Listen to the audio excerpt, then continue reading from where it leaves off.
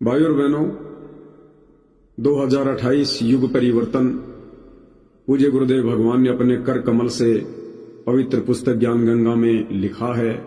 यानी मराठी भाषा में परमेश्वर जी ने कुछ सब्जेक्ट ऐड किए हैं ज्ञान गंगा में, तो वो निश्चित है, उसको कोई टाल नहीं सकता है। अब उस विश्व युद्ध को, युग परिवर्तन को कम करना, ज्यादा करना, घटाना नहीं घटाना, ये गुरुदेव भगवान के हाथ में है। मासा घटे न तिल बदे, विधाता लिखे जो लेख, साचा सतगुरु मेट कर ऊपर मार दे मेघ।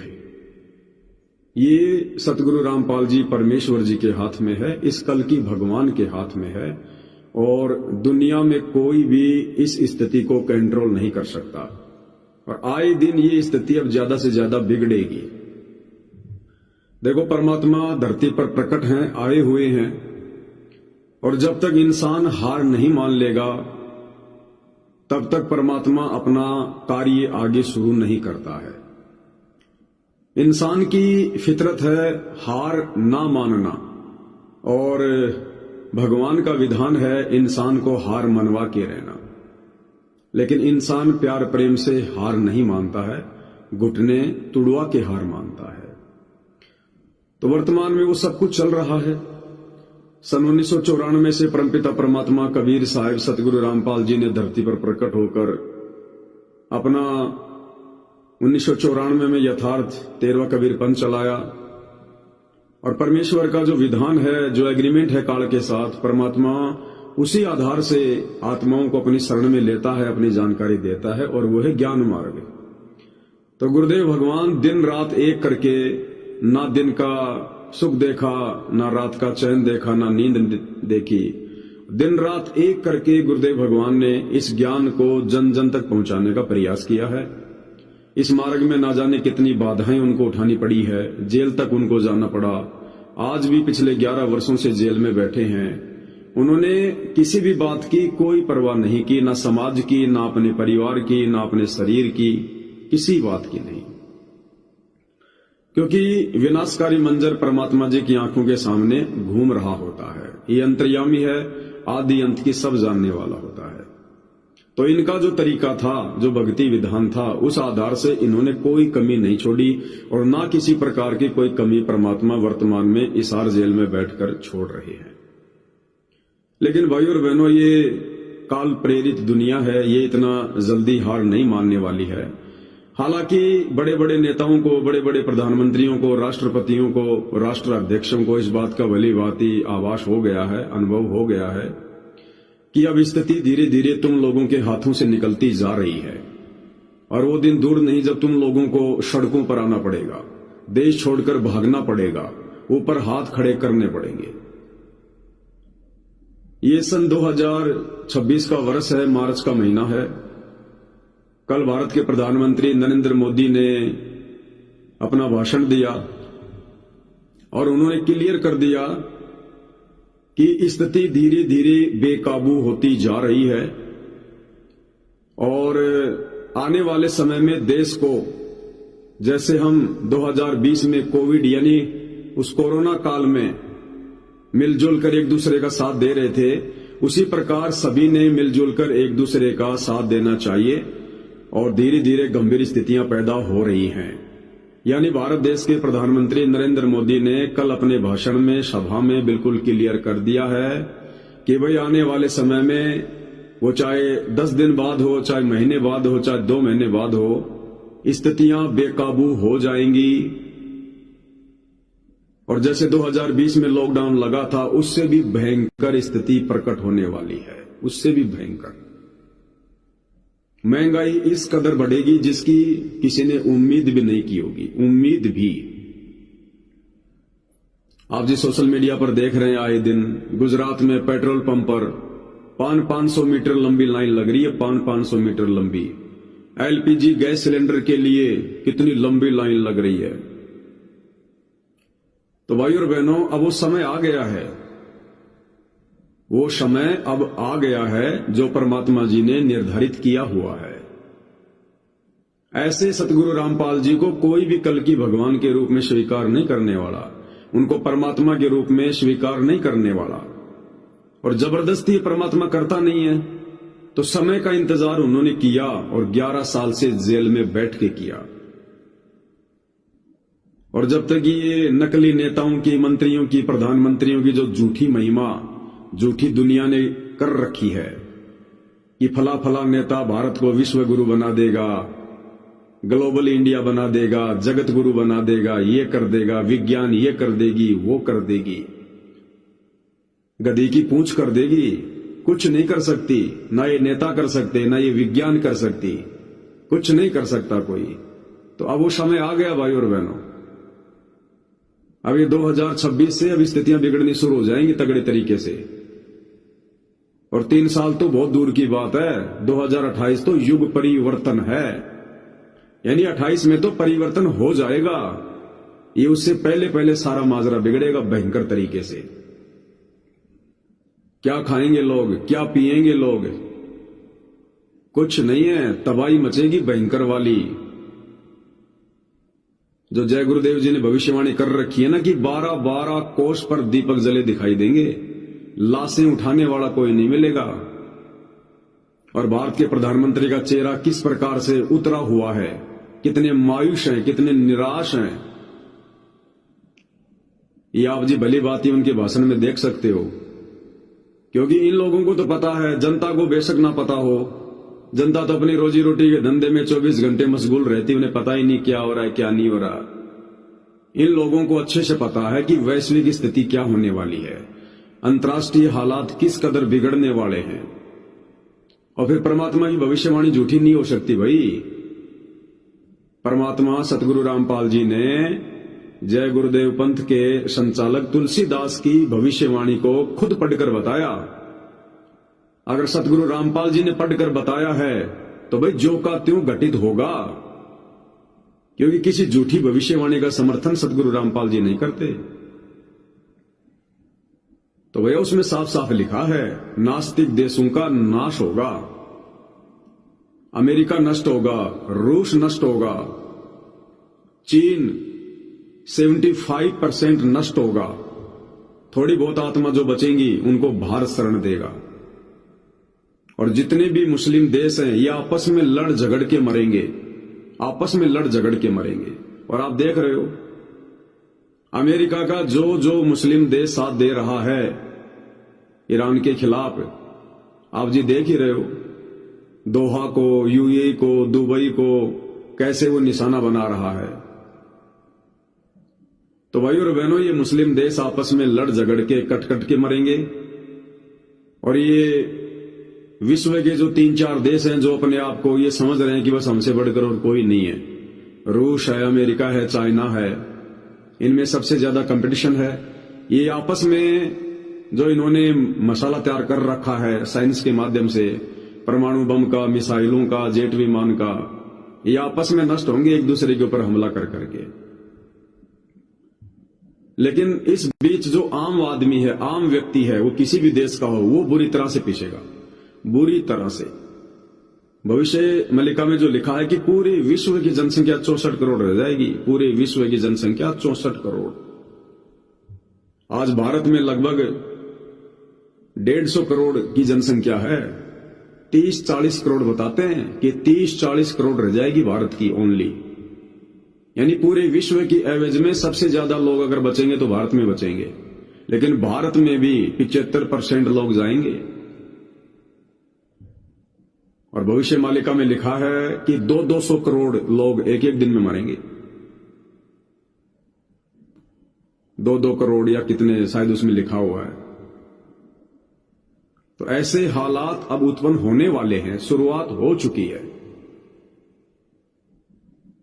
अरे परमात्मा पिछले 35 वर्षों से चिल्ला रहा है हमारे हित में, हमारे भले में, परमार्थ के लिए, और हमने उनको भी जेल में डलवा दिया। उनके साथ भी हमने बदतमीजी की, जिसने ये दुनिया बनाई, जिसने आप और हमें बनाया, जिसने राजाओं को राज दिया, बड़े बड़े जमीन के टुकड़े दिए, ये परमाणु हथियार बनाने के लिए दिमाग दिया, विज्ञान के लिए दिमाग दिया, ये आधुनिक उपकरण बनाने का दिमाग दिया। दुनिया ने उसी भगवान को ठुकरा दिया, उसी परमात्मा को बुला दिया, तो सोचिए दुनिया के साथ में क्या होगा। और शुरुआत हो चुकी है भाई और बहनों, शुरुआत इसकी हो चुकी है और इसका असर सब पे पड़ेगा, भक्तों पे भी पड़ेगा, इसका असर जबरदस्त तरीके से पड़ेगा। सतगुरु रामपाल जी के भक्तों की संख्या भी बहुत कम रह जाएगी, आधे से तो वैसे मर जाएंगे हार्ट अटैक से, जो मर्यादा में नहीं है, लड्डू जलेबी बर्फी के चक्कर में धक्के खाते फिर रहे इन आश्रमों में, ये आधे से तो हार्ट अटैक से मर जाएंगे, भूख से मर जाएंगे। ये भगवान अपने भक्तों की रक्षा करेगा जो मर्यादित होंगे, जो अमर्यादित हैं उनकी रक्षा परमात्मा नहीं करता, जो बेखबर हैं उनकी रक्षा परमात्मा नहीं करेगा।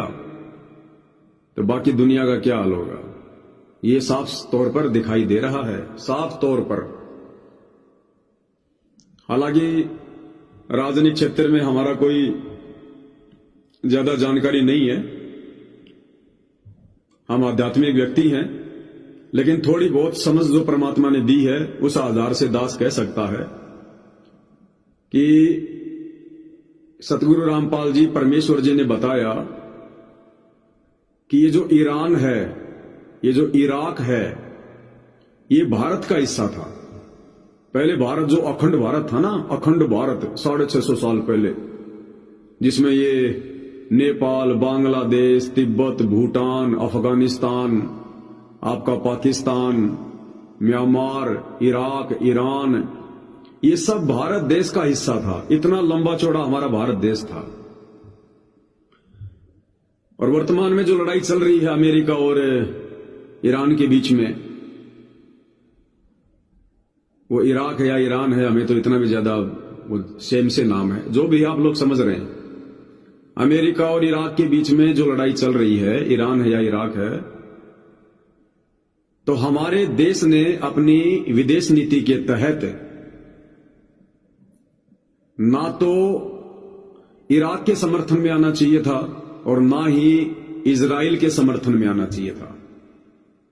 हमारे देश की परंपरा रही है, सदियों से रही है, हमारे देश ने किसी भी लड़ाई झगड़े में यदि बीच में हस्तक्षेप किया है तो केवल समझौता कराने के लिए, शांति करवाने के लिए, किसी का पक्ष या विपक्ष लेकर आग को ज्यादा भड़काने का काम कभी भी हमारे देश ने नहीं किया। ये सदियों से हमारी परंपरा रही है, क्योंकि ये ऋषि मुनियों की धरती है। परमात्मा हर बार भारत देश में आते हैं, लेकिन हमारे देश के वर्तमान प्रधानमंत्री नरेंद्र मोदी जी ने इजराइल में जाकर और जैसे उन्होंने ईरान को भड़काया है, इजराइल के वो पक्ष में खड़े हो गए कि इजराइल फादरलैंड है, भारत मदरलैंड है, और उधर से ईरान ने भारत में जो 90% गैस वगैरह, तेल वगैरह जो उसके क्षेत्र से आता है, समुद्री क्षेत्र से, ईरान ने वो बंद कर दिया कि भैया जब भारत हमारा मित्र ही नहीं रहा तो हम उसके जहाजों को क्यों आने देंगे, क्यों जाने देंगे। और जो उसके मित्र देश हैं उनको उसने छूट दे दी। तो ये गलती मुझे लगता है कि भारत देश के प्रधानमंत्री जी ने नहीं करनी चाहिए थी। लेकिन भाई और बहनों, इसके पीछे के रीजन अब आम आदमी नहीं जान सकते, ना प्रधानमंत्री जान सकता, ना प्रधानमंत्री के सलाहकार जान सकते, ना हमारे देश का जो विपक्ष है वो जान सकता है, नहीं पता। अब इसके पीछे के रीजन क्या है, ये जानबूझ के सारा का सारा जो खेल है ये सतगुरु रामपाल जी परमात्मा जी कर रहे हैं। सतगुरु रामपाल जी परमात्मा। अब देखो, ये नेता, मंत्री, संतरी, प्रधानमंत्री, ये सब काल प्रेरित हैं, ये सब काल की गोद में है। इनके साथ तो जो होना है वो होना है, इनका प्रारब्ध तो पहले से निश्चित है। लेकिन अब परमात्मा ने ठीक के समय पर अपना कार्य शुरू करना है। तो परमात्मा जी कब तक इन राजनेताओं को सद्बुद्धि देते रहेंगे? कब तक परमात्मा इन राजनेताओं के सिर पर हाथ रख के और इसी प्रकार से ठीक ठाक देश दुनिया को चलाते रहेंगे? भाई, ये राजनेता, चाहे प्रधानमंत्री हो, चाहे मंत्री हो, ये सब कबीर भगवान सतगुरु रामपाल जी के बच्चे हैं, उनकी आत्मा है। चाहे भारत देश का प्रधानमंत्री नरेंद्र मोदी है, ये भी किसी न किसी जन्म में कबीर भगवान सतगुरु रामपाल जी का भगत था, उनका शिष्य था। थोड़ी बहुत भक्ति इसने गुरुदेव भगवान की हुई है। उस भक्ति के प्रतिफल में, हालांकि इसने तप ज्यादा किया, परमात्मा की शरण में तो आ गया था, लेकिन फिर वही अपनी बकवाद करते हैं लोग, उस मालिक के नाम पे तो रहते ही नहीं, फिर अपनी समाधि लगाने लग जाते हैं। जैसे इब्राहिम सुल्तान परमात्मा की शरण में आया, आगे चलकर समाधि लगाने लग गया, यानी वो तप करने लग गया। तो ऐसे ही इस नरेंद्र मोदी वाले आत्मा ने भी किसी जन्म में कबीर भगवान सतगुरु रामपाल जी की शरण ली, थोड़े बहुत दिन भक्ति की, उसके बाद ये तप करने लग गया, और तप के चलते फिर ये राजा बन गया, क्योंकि मालिक का विधान है, तप से राज मदमानम जन्म तीसरे शुक्र सवानम। तो परमात्मा जी ने इसको राज्य दिया, उस तप के बदले परमात्मा ने इसको सद्बुद्धि दी, क्योंकि राज्य भगवान देगा तो राज्य करने की सद्बुद्धि भी भगवान देगा। और इस 21 ब्रह्मांड की जो ये व्यवस्था है, ये कौन चला रहा है? ये काल थोड़ी चला रहा है। काल कोई व्यवस्था नहीं करता किसी भी प्रकार की, ना कोई सेना की, ना कोई आर्मी की, ना कोई मंत्रिमंडल की, ना कोई राजा की, उसे कोई मतलब नहीं है। वो तो कसाई है, उसका काम है एक बाड़े में सबको कैद कर देना, और जब भूख लगे तो निकाल के खाना। उसने तो एक बाड़ा बना रखा है, ये पृथ्वी लोक 21 ब्रह्मांड है। एक ब्रह्मांड एक बाड़ा बना के छोड़ दिया, इसे बाहर कोई जा नहीं सकता। जैसे उसने क्या किया, परमात्मा जी कहते हैं कि काल ने 184 योनियां बनाई। अब 184 योनियों के हम इतिहास को देखें भाई और बहनों, जंगल में कितने प्रकार के जानवर रहते हैं? क्या वहां कोई राजा बना हुआ है? उस जंगल में कोई राजा है, कोई मंत्री है, कोई सरपंच बना हुआ कोई जानवर? वो जंगल राज है, जिसके हत्थे चढ़ गया उसको पाड़ के खा जाओ। अपनी जान बचानी है तो खुद बचाओ। कोई आपकी मददगार करने वाला नहीं है जंगल में, कोई आपका साथी नहीं, आपका संगी नहीं है, कोई आपका हमदर्द नहीं है, कोई आपके ऊपर राजा नहीं है। जिसका दाव लग गया वही दबोच के खा जाओ। जी रहा तब तक जी रहा है, बस इतना ही खेल है। मिल रहा है तो खा लो, नहीं तो भूखा मरो। पानी मिल गया तो पी लो, नहीं तो प्यासे मरो। उसको कहते हैं जंगल राज, जो 84 लाख योनियों में है। चाहे वो समुद्र में रहने वाले जीव हों, चाहे वो एक मनुष्य प्रजाति को छोड़कर जितने भी ये पशु पक्षी हैं, जानवर हैं, आप इनको देख लो। एक मनुष्य प्रजाति के लिए परमात्मा ने ये व्यवस्था की है, एकमात्र मनुष्य प्रजाति के लिए। क्योंकि ये जो मनुष्य है, स्त्री या पुरुष, इस प्रजाति को पनपने का जो आशीर्वाद है, उत्पन्न होने का जो आशीर्वाद है, ये कबीर भगवान सतगुरु रामपाल जी ने दिया। सृष्टि रचना के माध्यम से हम पढ़ते हैं, परमात्मा ने पहले कह दिया था कि भाई तू 1 लाख मानव शरीरधारी सूक्ष्म शरीर से वासना निकाल के रोजाना खाएगा। तो काल की मजबूरी हो गई मानव पैदा करना, स्त्री या पुरुष को पैदा करना, वरना ये कभी भी मानव नहीं बनाता ये, लेकिन इसकी मजबूरी है, नहीं बनाएगा तो खाएगा क्या? तो मनुष्य परमात्मा ने उत्पन्न करवाए हैं, तो जिम्मेदारी भी परमात्मा की बनती है फिर उन मनुष्यों को संभालने की। बाकी कोई किसी के ऊपर राजा नहीं, कोई मंत्री नहीं, किसी की कोई सीमा नहीं, कुछ नहीं, कोई सैनिक नहीं, कोई आर्मी नहीं जंगल में, ना समुद्र के अंदर जो जीव रहते हैं। लेकिन इस मनुष्य के लिए परमात्मा ने थोड़ी सी व्यवस्था की है। अलग अलग जो देश हैं वो बांट दिए गए, हर देश के अंदर एक व्यवस्थापक, एक राजा बना दिया गया, हर स्टेट का मुख्यमंत्री बना दिया गया, गांव में भी एक सरपंच बना दिया गया। थोड़ी सी परमात्मा ने मनुष्य को बुद्धि दे दी एक्स्ट्रा जानवरों से, ताकि ये एक दूसरे को ज्यादा दुखी ना करें। परमात्मा ने ये जो है ये आर्मी वगैरह की व्यवस्था करवा दी, ये पुलिस प्रशासन की व्यवस्था करवा दी। आज अगर एक ट्रैफिक पुलिस शहर में ना हो ना, अगर ट्रैफिक पुलिस ना हो, अगर एक दिन के लिए शहर में यदि ट्रैफिक पुलिस को हटा दिया जाए, हजारों लोग शाम को अपने घर पर खून से लथपथ होके आएंगे, अपना सिर फुड़वा के आएंगे। हजारों लोग, गाड़ियां ऐसे भिड़ेंगी, लड़ेंगी। वो कहेगा मैं पहले निकलूंगा, वो कहेगा मैं पहले निकलूंगा, तू जबरदस्ती गाड़ी आगे ले आया रेड लाइट पे। इसी प्रकार यदि पुलिस प्रशासन की व्यवस्था कबीर भगवान सतगुरु रामपाल जी ने ना की हो, तो कोई किसी की बहन बेटी की यहां पर इज्जत सुरक्षित नहीं रह सकती, किसी की संपत्ति सुरक्षित नहीं रह सकती। जंगल राज हो जाए, जंगल राज, अपने से नीचे वाले को हर कोई खाने को दौड़े। ये सारी व्यवस्था कबीर